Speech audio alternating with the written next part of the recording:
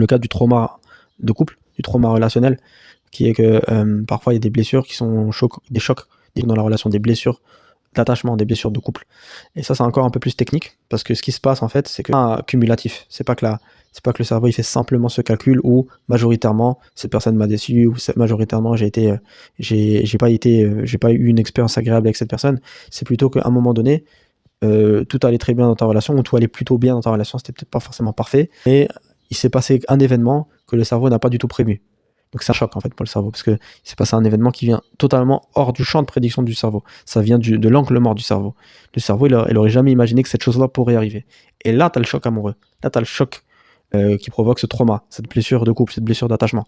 Et ça, c'est très différent, parce que là, ce qui se passe, c'est que ça crée beaucoup de doutes. Déjà, le cerveau, il est en détresse, et parce que ton cerveau, en fait, il est obligé de se reconstruire à zéro, parce que ce qu'il dit, c'est que mon système de prédiction, il m'a fait défaut. Donc mon système de prédiction, il est pas bon. Donc il faut que je reconstruise mon système de prédiction. Donc déjà, les personnes qui subissent ce genre de trauma, ils doutent d'eux-mêmes.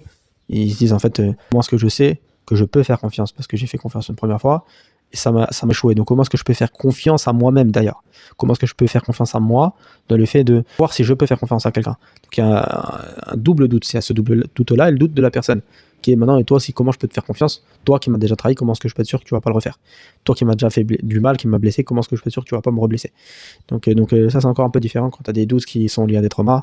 Et donc là, pour moi, la manière de travailler sur ça, c'est ce que j'ai déjà dit, c'est-à-dire faut réécrire l'histoire de la relation où majoritairement l'expérience que la personne a avec toi elle est plaisante, mais il faut aussi faire un travail sur l'histoire, sur la narrative, sur ce qui s'est passé. Donc il faut réussir à faire sens de l'événement, réorganiser l'événement pour que le cerveau il comprenne que ce qui s'est passé c'était pas quelque chose de si incohérent que ça, que c'est venu de quelque part et qu'il y a beaucoup plus de contrôle sur cette chose-là qu'on le croit.